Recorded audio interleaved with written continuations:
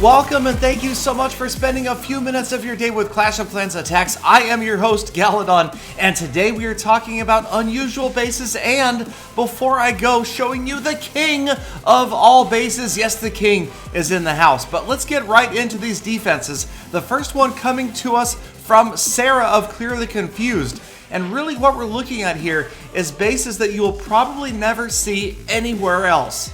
Well, maybe after this episode you might see one or two, but the idea being that when you design a base that is completely unique, sometimes you will end up with an attacker that just can't quite figure out where the best way to approach this base is, or maybe it's the power of the gem box that's causing this Legend League player to have difficulty defeating Sarah's base.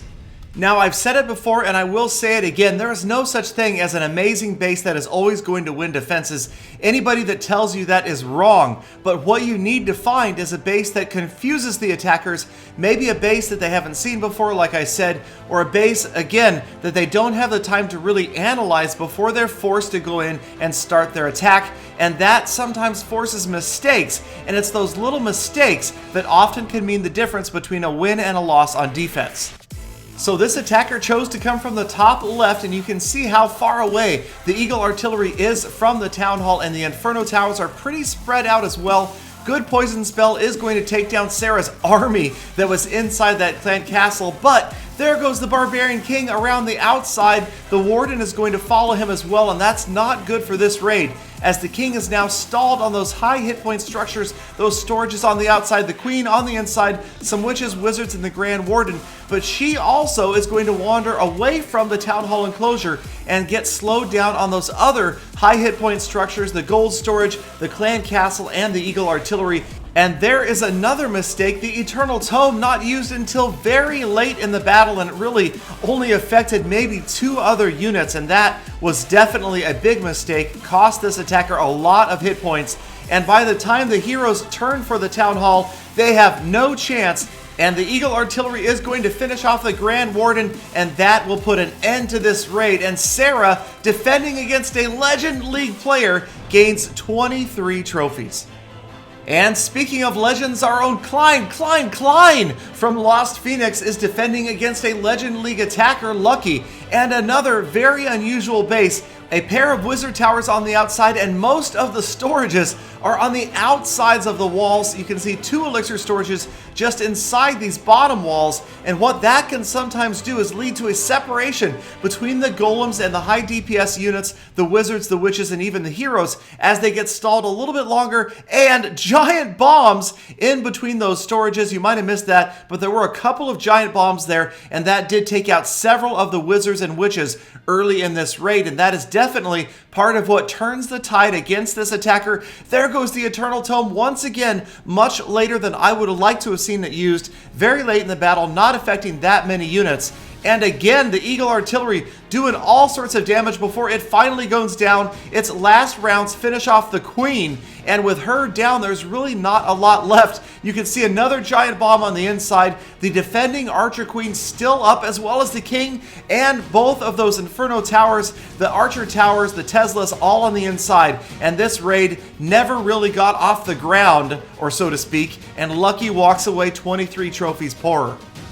Now, every now and then we run into some really, truly unusual bases, and this, from a Legend League player, is definitely not something I expected. I'm having to guess that this was probably just a decoy base, that this player was not intending to run defense with this base, but got caught off guard perhaps. I obviously cannot think that this player had any hopes of winning a defense like this. We have seen open bases like this that can occasionally win, but not with the defenses arranged the way they are. Now, the funny thing is, when I look back at this raid, I realize that putting all the dragons in right next to those air defenses might not have been the best plan. Maybe if I'd sent the heroes in on the right, the dragons in on the left, we would have had a shot at 3 stars. But then again, a dragon army is really not a 3-star type army, and when I'm trophy hunting, I'm certainly not looking to 3-star on a regular basis anyway, unless I run across a Town Hall 9 or 10, which has happened in the past week or so, surprisingly, seeing some Town Hall 9s and 10s up in Titan 1, so that is tougher than ever, but props to them for getting there. That definitely takes a lot of time and dedication. But in the meantime here, we are going to wrap up the 2nd star as the heroes More specifically, the Archer Queen finishes off that Town Hall, and this is going to be 14 trophies for a 3-star. So again, surprising to catch a Legend League player off guard like this, but I will take it any day of the week. And we're going to move on to the King of Bases. Yes, now at first glance this could look like maybe a Titan shield, but because of where the cannons are located, it just kind of struck me immediately as the Barbarian King's face. Now this player obviously in Titan, probably shooting for the Titan shield, but I'm calling it the King of Bases. Definitely looks like it's looking right back at you, and I love the center, the Eagle Artillery, coming out of the King's mouth. And again, Danana from Lost Phoenix caught a little bit off guard, not expecting to find this either, and not able to grab the 3-star win against it. But then again, it is kind of a strange setup with the Eagle Artillery protected by the walls, the Inferno Towers, the Teslas, and even the heroes down there. So 2 stars is going to be all that Dan can take home. But again, the King of Bases is going to fall. The right eye's been popped. The left eye is about to get popped by that other golem, or maybe not, it might survive. So it's going to be a one-eyed king after Dan is done. But in any case, unusual bases, it seems like sometimes work out. Maybe not the ones like these, but in the beginning of the episode, those bases can certainly win you some trophies in the right situation. So let me know if you guys see unusual bases, if you tried unusual bases and they worked out. Maybe I'll come by, visit your clan, and put them in a future video. But in the meantime, thank you as always for spending part of your day with me.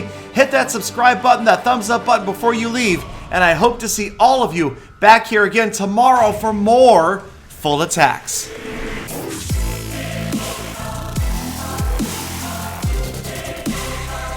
Galadon, you want an unusual base? How about a gym box with 2 Christmas trees next to it?